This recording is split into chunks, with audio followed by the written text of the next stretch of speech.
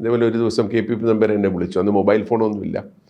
വിളിച്ചിട്ട് പറഞ്ഞ് meet me at the airport എന്ന് പറഞ്ഞു. അങ്ങനെ ബാംഗ്ലൂർ എയർപോർട്ട്, ഞാൻ ബാംഗ്ലൂർ CDAC വർക്ക് ചെയ്യാം. ഞാൻ അദ്ദേഹത്തിനെ വിളിച്ചു. അപ്പോൾ അതിനിടയ്ക്കും പലപ്പോഴും മീറ്റ് ചെയ്യുന്നുണ്ട്. ഈ റിപ്പോർട്ടിൽ ചില മാറ്റങ്ങൾ, ക്വസ്റ്റ്യൻസ് ഒക്കെ ചെയ്യുന്നുണ്ട്. അദ്ദേഹത്തെ എയർപോർട്ടിൽ വെച്ച് മീറ്റ് ചെയ്തപ്പോൾ അദ്ദേഹം പറഞ്ഞു ഗിവ് മി യുവർ ബയോഡേറ്റ. അപ്പം ഞാൻ പറഞ്ഞു ഞാൻ ബയോഡേറ്റം കൊണ്ട് നടക്കാറില്ല എന്ന് പറഞ്ഞു. ഐ വാണ്ട് യു ഞാൻ ചോദിച്ചു എന്തിനാന്ന് പറഞ്ഞു. അത് യു ഷുഡ് ജോയിൻ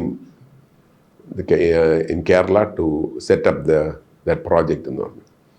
അപ്പം ഞാൻ പറഞ്ഞു ഞാൻ കേരള ഗവൺമെൻറ്റിലോട്ട് വരുന്നില്ല. പറഞ്ഞു കെൽട്രോണിൽ ഇറങ്ങി. ഞാൻ പറഞ്ഞു ഞാൻ കെൽട്രോണിൽ നിന്ന് വിട്ടിട്ടാണ് ഞാൻ CDAC വന്നത്, കെൽട്രോണിലേക്ക് വരുന്നില്ല. അപ്പോൾ KSIDC ഞാൻ പറഞ്ഞു KSIDC ഞാൻ ഗവൺമെൻറ് പബ്ലിക് സെക്ടറിലോട്ട് ഞാൻ വരുന്നില്ല, ഗവൺമെൻറ് ഡയറക്റ്റ്. ഞാൻ പറഞ്ഞു ഗവൺമെൻറ്റായിട്ടും വരുന്നില്ല. ഒരു കാര്യം ചെയ്യാൻ വേണമെങ്കിൽ എനിക്ക് ഇവിടെ നിന്ന് ഡെപ്യൂട്ടേഷൻ കിട്ടുകയാണെങ്കിൽ ഞാൻ വരാം. അപ്പോൾ CDACൻ്റെ തുടക്കം മുതലേ ഞാൻ ഇൻവോൾവ്. അപ്പോൾ എനിക്കറിയാം CDACൻ്റെ ഇത് കിട്ടില്ല എന്നുള്ളൊരു ഇതുണ്ട്. അപ്പോൾ Nambiar okay let me checkup എന്ന് പറഞ്ഞ് ഞാൻ പോയി. അന്ന് വൈകുന്നേരം ആയപ്പോൾ ഡോക്ടർ ബട്കർ വിളിക്കുന്നു. വിളിച്ചിട്ട് പറഞ്ഞു you know that we can give a deputation, then why did you say you can go if it's a deputation എന്ന് പറഞ്ഞു. ഞാൻ പറഞ്ഞു that was the only way I could say no to him. I can't say no otherwise.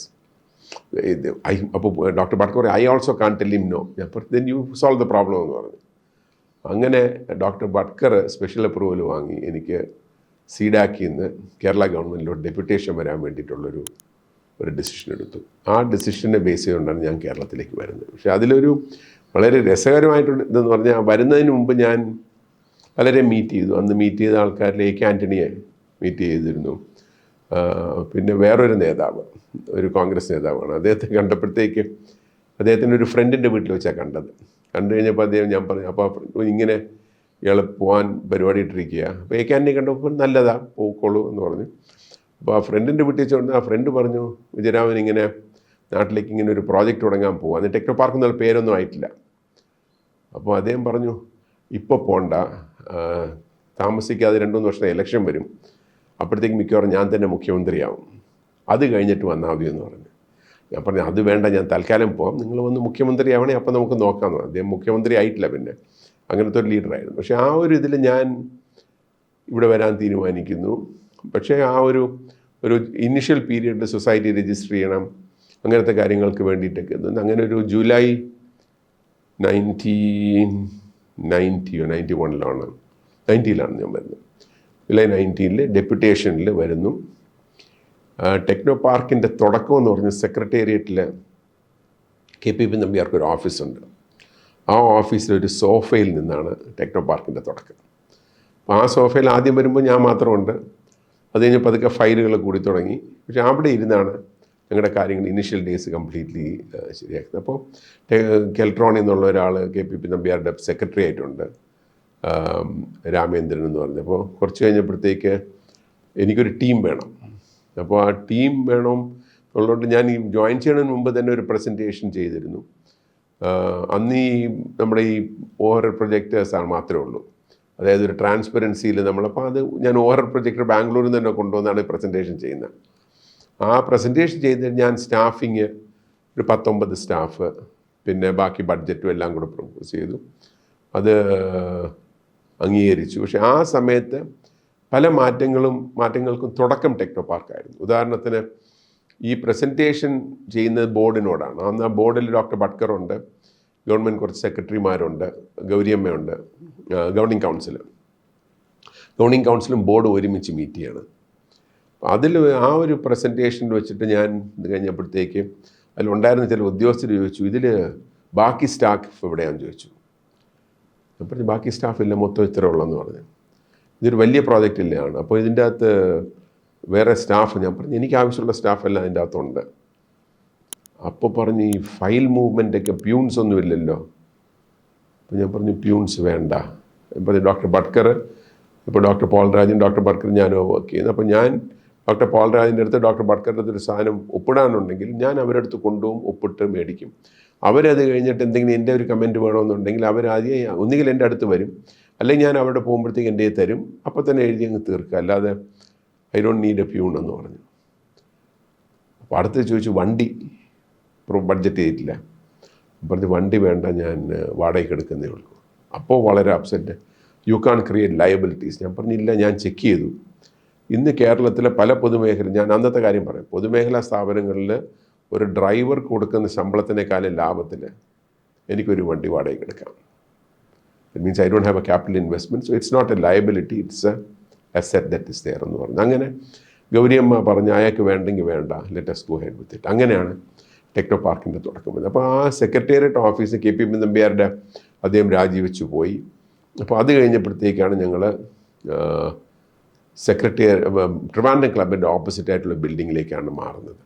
അവിടെയായിരുന്നു ഞങ്ങളുടെ ഓഫീസിൻ്റെ തുടക്കം വരുന്നത്. അപ്പോൾ ആ ഒരു പീരിയഡിൽ കുറേ കാര്യങ്ങൾ ചെയ്യുന്നു, ബഡ്ജറ്റ് ക്ലിയർ ചെയ്യുന്നു, ഡീറ്റെയിൽ പ്രോജക്റ്റ് റിപ്പോർട്ടിൻ്റെ പ്രിപ്പറേഷൻ സ്റ്റാർട്ട് ചെയ്യുന്നു.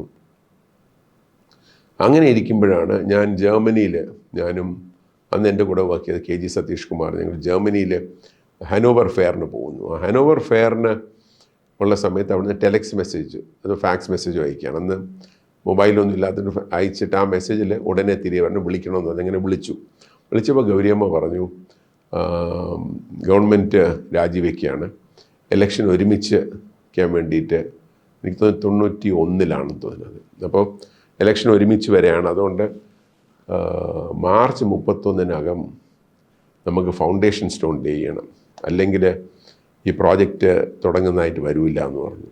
അങ്ങനെ ഞാൻ ഉടനെ തിരികെ വന്നു, ആ പ്രോഗ്രാം കട്ട് ഷോട്ട് ചെയ്ത് തിരികെ വന്നു. ഞങ്ങൾ പ്രിപ്പയർ ചെയ്തു, ഇനോഗ്രേഷന് പ്രിപ്പയർ ചെയ്യുന്നു. ആ സമയത്ത് ഇനോഗ്രേഷന് വേണ്ടിയിട്ട് അപ്പോൾ ഞാൻ നയനാരോട് പറഞ്ഞു ഇതൊരു മേജർ പ്രോജക്റ്റാണ്, അപ്പോൾ അതിൽ ഇലക്ഷനൊക്കെ വന്നെങ്കിലും എനിക്ക് പ്രതിപക്ഷത്തിന് ആരെങ്കിലും കൂടെ വിളിക്കണം.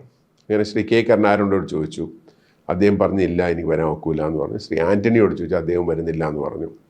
ഞാൻ പറഞ്ഞു അവരും കൂടെ വന്നിരുന്നെങ്കിൽ ഇതൊരു അക്രോസ് പൊളിറ്റിക്കൽ പാർട്ടീസ് ഉള്ളൊരു പ്രോഗ്രാം ആയിരിക്കും. അപ്പോൾ നയനാർ പറഞ്ഞു കുഴപ്പമില്ല. അപ്പോൾ ഞാൻ ഇൻവിറ്റേഷൻ അയച്ചപ്പോൾ എനിക്ക് പരിചയമുള്ള പലർക്കും അയച്ചതിൻ്റെ കൂട്ടത്തിൽ ശ്രീ KR നാരായണൻ അയച്ചു. അപ്പോൾ KR നാരായണൻ വിളിച്ചിട്ട് പറഞ്ഞു I am coming for the function. അപ്പോൾ അദ്ദേഹം MP.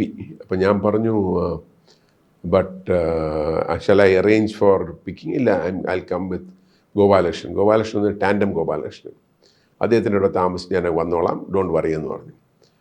അപ്പോൾ എനിക്കൊരു തോന്നുന്നത് Shri KR Narayanan represents the Congress in a way. അപ്പോൾ ഞാൻ ഗൗരിയമ്മയോട് പറഞ്ഞു KR നാരായണൻ വരുന്നുണ്ട്, അദ്ദേഹത്തെ കൊണ്ടൊന്ന് സ്റ്റേജിൽ കയറ്റാൻ പറ്റുമെന്ന് ചോദിച്ചു. ഗൗരിയമ്മ പറഞ്ഞു കുഴപ്പമില്ല, നയനാരോടൊന്ന് ചോദിക്കാമെന്ന് പറഞ്ഞു. അദ്ദേഹത്തെ കണ്ട് ഞാൻ പറഞ്ഞു കുഴപ്പമൊന്നുമില്ല, വരട്ടെ, അപ്പോൾ ഞാൻ വിളിച്ചോളാമെന്ന് പറഞ്ഞു. അപ്പോൾ സ്റ്റേജിലേക്ക് ഓരോരുത്തരും വിളിച്ച് പോകുന്ന സമയത്ത് ഗൗരിയമ്മയെ വിളിച്ചു, നയനാരെ വിളിച്ചു. നയനാരെ കയറുന്ന നേരത്ത് ഞാൻ കൂടെ നടന്നു. ഞാൻ പറഞ്ഞു KR നാരായണനെ വിളിച്ചില്ലല്ലോ എന്ന് പറഞ്ഞു. എടോ ഞാൻ വിളിക്കാമെന്ന് പറഞ്ഞില്ലേ താൻ? അപ്പോൾ അദ്ദേഹത്തിൻ്റെ ഒരു ഇതുണ്ട്. അങ്ങനെ ആ സ്റ്റേജിൽ കയറി കഴിഞ്ഞിട്ട് നാരായണ ഇരിക്കുകയല്ലേ, ബാ മുകളിലോട്ട് കയറുന്നു പറഞ്ഞ് KR നാരായണൻ അവിടെ പബ്ലിക്കിൻ്റെ ഫ്രണ്ട് വെച്ച് കംപ്ലീറ്റ്ലി KR നാരായണനെ സ്റ്റേജിലോട്ട് വിളിച്ചു. അതോടുകൂടി this became A project which was across political lines. അപ്പോൾ അതിൻ്റെ ഒരു സക്സസ് ആയിട്ട് ഞാൻ കാണുന്നു. അത് കഴിഞ്ഞിട്ട് ഗവൺമെൻറ് മാറുന്നു, ഇലക്ഷൻ വന്നു, CPM LDF തോക്കുന്നു, UDF വരുന്നു, ശ്രീ K. കരുണാകരൻ മുഖ്യമന്ത്രി, കുഞ്ഞാലിക്കുട്ടി ഇൻഡസ്ട്രീസ് മിനിസ്റ്റർ. അപ്പോൾ ഞങ്ങളുടെ വർക്ക് ബാക്കി ഞങ്ങൾ അതുപോലെ തുടരുകയാണ്. പക്ഷേ ഒരു സ്ട്രോങ് മൂവ് ഉണ്ട് എന്നെയൊക്കെ മാറ്റണം. കാരണം സ്ഥിരമായിട്ടൊരു ഗവൺമെൻറ്റിൻ്റെ ഒരു ഇതെന്ന് പറയുന്നത് കഴിഞ്ഞ ഗവൺമെൻറ് സമയത്ത് ആരെങ്കിലുമൊക്കെ തലപ്പത്തിരുന്ന് അവരെ മാറ്റുക എന്നുള്ളൊരിതുണ്ടായിരുന്നു. അപ്പോൾ I was prepared for everything. അങ്ങനെ ഒരു ദിവസം അദ്ദേഹം ഞാനപ്പോൾ 2-3 തവണ പറഞ്ഞു മിനിസ്റ്റർ ഒരു പ്രസൻറ്റേഷൻ ചെയ്യാം ഓൺ ദ പ്രോജക്റ്റ്, ഞാൻ വരാം, കുഴപ്പമില്ല. അങ്ങനെ ഒരു ദിവസം വിളിച്ച് പറഞ്ഞു ഞാൻ വരുന്നുണ്ട്, TM ജേക്കബും കാണുമെന്ന് പറഞ്ഞു.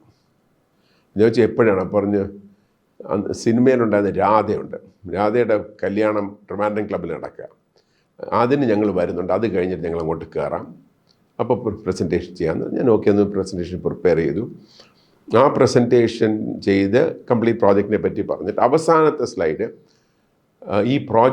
ദിസ് പ്രോജക്റ്റ് ഈസ് ഇമ്പോർട്ടൻറ്റ്, ഒരു കാരണവശാലും ഈ പ്രോജക്റ്റ് നിർത്തരുത്, ഞങ്ങൾ ആരും ഇമ്പോർട്ടൻ്റ് അല്ല, എനിക്ക് തിരികെ സീഡാക്കി പോകാം, ഇവിടെ ബാക്കി ജോലി ചെയ്യുന്നത് അന്നത്തെ ഒരു 10-11 പേരുണ്ട്, 10 പേര് ഞാൻ കൂടാതെ, അവരൊക്കെ ഒന്നുകിൽ കോൺട്രാക്റ്റിലാണ് അല്ലെങ്കിൽ ഇവിടെ നിങ്ങൾ ഡെപ്യൂട്ടേഷനാണ്, അപ്പോൾ അവരെല്ലാവരെയും മാറ്റിയാലും കുഴപ്പമില്ല, this project has to continue എന്ന് പറഞ്ഞു. അപ്പോൾ കുഞ്ഞാലിക്കുട്ടി പറഞ്ഞു ഞങ്ങൾ അങ്ങനെയൊന്നും ആലോചിച്ചിട്ടില്ല, നിങ്ങൾ തുടരും എന്ന് പറഞ്ഞു.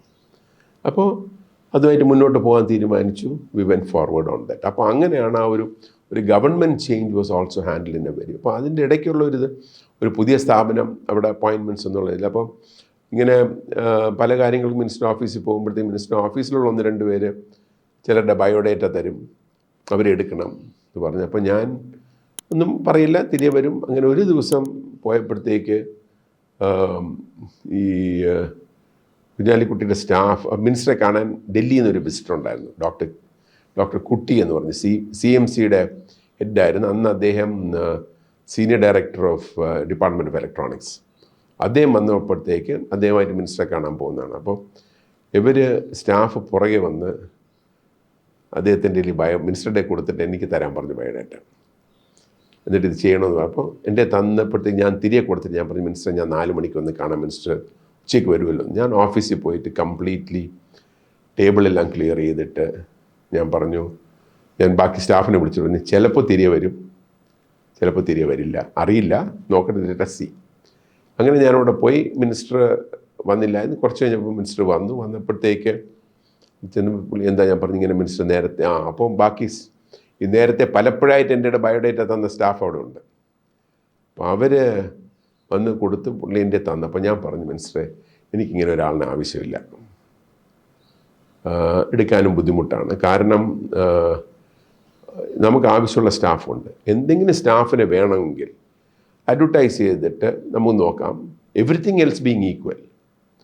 മിനിസ്റ്റർ പറയുന്ന ഒരാൾ, if that person is very good, better, there is no problem. Same level ആണെങ്കിൽ വിൽ ലുക്ക് അറ്റ്. പക്ഷെ അല്ലാതെ ഐ വിൽ നോട്ട് ടേക്ക് എന്ന് പറഞ്ഞു. അപ്പോൾ അദ്ദേഹത്തിൻ്റെ മുഖമൊന്നും വല്ലാതെ ആയി. മിനിസ്റ്ററായി 1-2 ആഴ്ച ആയിക്കാണേ ഉള്ളൂ. ഫോൺ എടുത്തപ്പോൾ ഞാൻ വിചാരിച്ചു, ഫോൺ എടുത്ത് ആരെയോ ഡയൽ ചെയ്തു. ഞാൻ വിചാരിച്ചു സെക്രട്ടറി വിളിച്ച് ഇയാളോട് പോകാമെന്ന് വിചാരിച്ചു. പക്ഷേ ഫോൺ എടുത്തിട്ട് അദ്ദേഹം പറഞ്ഞു, ടെക്നോ പാർക്ക് നടക്കില്ല, വേറെ എവിടെയെങ്കിലും ഉണ്ടെങ്കിൽ നോക്കാൻ പറഞ്ഞു. പക്ഷെ ഞാൻ വിചാരിച്ചു അതോടുകൂടി ഹി വിൽ ഷോ ഡിസ്റ്റൻസിങ്. പക്ഷെ അതല്ല, he actually use me more after that. അപ്പോൾ നമ്മൾ പലപ്പോഴും പൊളിറ്റീഷ്യൻസിനെ പറ്റി ഓരോന്ന് പറയുമ്പോഴത്തേക്ക് നമ്മൾ മനസ്സിലാക്കാത്തൊരു കാര്യം, all of them they want to do something good. അതിൽ if you are part of that, they will support you. ഞാനുണ്ടായിരുന്ന ആ പീരീഡിൽ എന്നോട് ഒരു മിനിസ്റ്ററും ഒരു പൈസ പോലും പിരിക്കാൻ പറഞ്ഞിട്ടില്ല. പക്ഷെ ആ പീരീഡിൽ ടെക്നോ പാർക്കിൽ ഏറ്റവും വലിയ കോൺട്രാക്ട്സാണ്. ഞാൻ ശരിക്കും പറഞ്ഞാൽ നയനാരുടെ കാലത്ത് വരുന്നു, ശ്രീ കരുണാകരൻ, അതിന് ശ്രീ ആൻ്റണി, വീണ്ടും നയനാർ വരുന്നു, ഗൗരിയമ്മ, കുഞ്ഞാലിക്കുട്ടി, സുശീല ഗോപാലൻ, ഇവരെല്ലാവരും മിനിസ്റ്റേഴ്സ് ഇതായിരുന്ന സമയത്ത് ഒരിക്കൽ പോലും ഒരു പൈസ പോലും പിരിക്കാനോ ഒരു അഡ്വർടൈസ്മെൻറ്റിന് പോലും പറഞ്ഞിട്ടില്ല എന്ന് പറഞ്ഞാൽ ഒക്കൂലെന്ന് അറിയാമെന്നുള്ളത് പറഞ്ഞിട്ടില്ല. അപ്പം പലപ്പോഴും ഇപ്പോൾ തിരുവനന്തപുരത്തേക്ക് കുറേ പത്രങ്ങളുണ്ട്. അതായത് റിപ്പബ്ലിക് ഡേക്ക് ഇറങ്ങും, ഓണത്തിന് ഇറങ്ങും, ഇൻഡിപെൻഡൻസ് ഡേക്ക് ഇറങ്ങും. അപ്പോൾ അവർക്ക് പരസ്യങ്ങളാണ് വേണ്ടത്. ചിലപ്പോൾ പരസ്യത്തിൻ്റെ അത്രയും കോപ്പി ഇറക്കുള്ളൂ. അതൊക്കെ ഒരു ദിവസം ഒരു IAS ഓഫീസറിനെ വിളിച്ചു പറഞ്ഞു, ഇതെന്താ താൻ ചെയ്തിരിക്കുന്നത്? ഞാൻ ചോദിച്ചു, എന്ത് പറ്റി? നിങ്ങളുടെ പേര് വന്നപ്പോഴത്തേക്ക്, അപ്പോൾ ഇത് മിനിസ്റ്റർ ഒപ്പിട്ട് കൊടുക്കുക, പരസ്യം കൊടുക്കാൻ വേണ്ടിയിട്ട്. മിനിസ്റ്റർ പറഞ്ഞു, ടെക്നോ പാർക്കിൽ നടക്കില്ല, വേറെ എവിടെയെങ്കിലും നമുക്ക് നോക്കാം, അവർ തരൂല എന്ന് പറഞ്ഞു. അപ്പോൾ അത്രത്തോളം വാട്ട് ഹാവ് യു ഡൺ? അപ്പോൾ ഞാൻ പറഞ്ഞു, ഞാനൊന്നും ചെയ്തിട്ടില്ല, I don't do anything for my self എന്നുള്ളതാണ്. അപ്പോൾ ആ ഒരു കോൺഫിഡൻസും സപ്പോർട്ടും ഈ മാറി വന്ന ഗവൺമെൻറ്റുകൾ തന്നതാണ് ശരിക്കും പറഞ്ഞാൽ ടെക്നോ പാർക്കിനൊരു വലിയൊരു എന്താ പറയുന്ന ആ ഒരു പ്രോഗ്രസ് കറക്റ്റായിട്ട് പോയി. Initial years was very good. അങ്ങനെയാണ് അതിൻ്റെ ഒരു ഇത് വരുന്നത്.